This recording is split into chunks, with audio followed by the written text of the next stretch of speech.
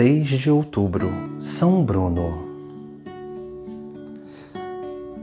Bruno foi um filho de uma família nobre da Colônia, na Alemanha. Nasceu em 1030. Quando alcançou a idade, ele foi chamado pelo Senhor ao sacerdócio e se deixou seduzir por aquele que o chamava. Amigo e admirado pelo arcebispo de Reims, Bruno, inteligente e piedoso, começou a dar aulas na escola da catedral desse lugar e chegou a estudar na escola catedralícia de Reims. Adquirido o grau de doutor e nomeado cônego do capítulo da catedral, foi designado em 1056 para ser reitor da universidade. Foi um dos maestros mais renomados de seu tempo, um homem prudente, de palavras profundas. São Bruno encontra-se cada vez menos à vontade numa cidade onde existem muitos motivos de escândalo por parte do alto clero. Depois de ter lutado com sucesso contra esses problemas, Bruno experimenta o desejo de uma vida mais entregue exclusivamente a Deus. Em 1080, o Concílio de Lyon, a ordem de Gregório VII, o Papa, destituiu definitivamente o arcebispo Manassés e ordena a sua expulsão de Reims. Ao voltar para sua cidade, Bruno recebe o convite para o arcebispado, mas recusa o cargo. Tornando-se cinquentenário e cônego, ele amadureceu na inspiração de servir a uma ordem religiosa. Após curto estágio no mosteiro beneditino, retirou-se para uma região chamada Cartucha.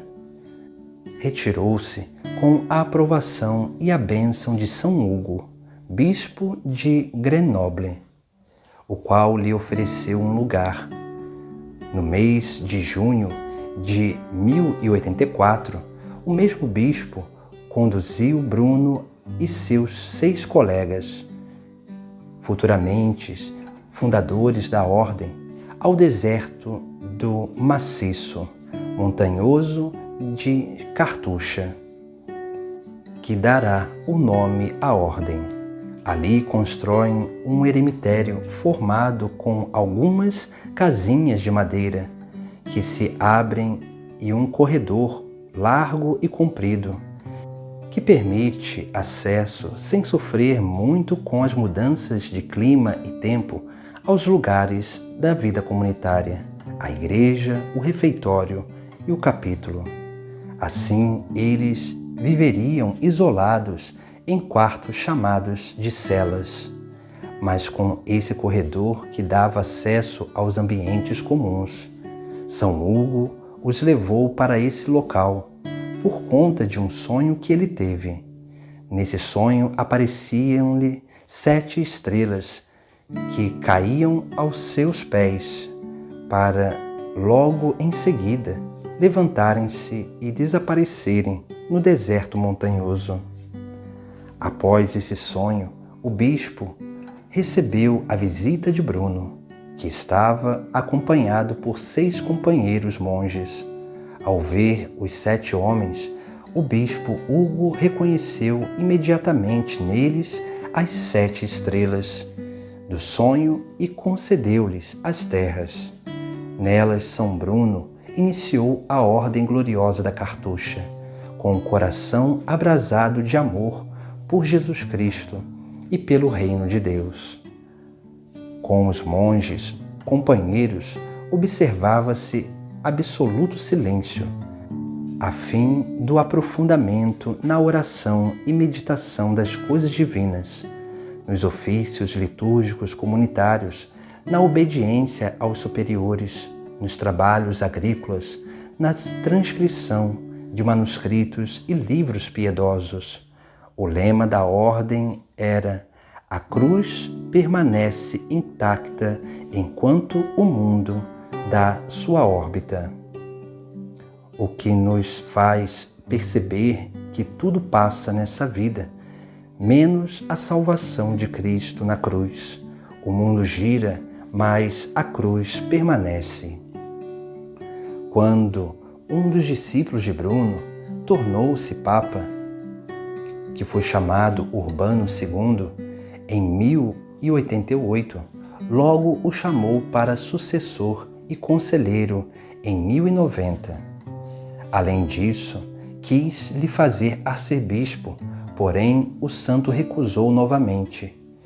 Um ano depois, pediu com insistência ao sumo pontífice e conseguiu voltar à vida religiosa, quando, juntamente com amigos de Roma, fundou, no sul da Itália, o mosteiro de Santa Maria da Torre, nos bosques da Calábria. Neste lugar, Bruno veio a falecer no dia 6 de outubro de 1101, tendo suas últimas palavras uma profissão de fé eucarística. E ele dizia: eu creio nos santos sacramentos da Igreja Católica. Em particular, creio que o pão e o vinho consagrados na Santa Missa são o corpo e o sangue verdadeiros de Jesus Cristo. O corpo de São Bruno foi enterrado no cemitério do mosteiro de Nossa Senhora de Torre e foi encontrado incorrupto em 1515. Em 1514, o Papa Leão X autorizou aos cartuchos o culto do fundador. Logo, em 1623, Gregório XV libera o culto para toda a Igreja. São Bruno tornou-se fundador da Ordem dos Cartuchos, com seus 6 companheiros. Essa ordem é considerada a mais rígida de todas as ordens da Igreja, pelo exercício do silêncio, solidão, jejuns, penitências e oração. E atravessou a história sem reformas e perdura até hoje na mesma radicalidade. São Bruno, rogai por nós.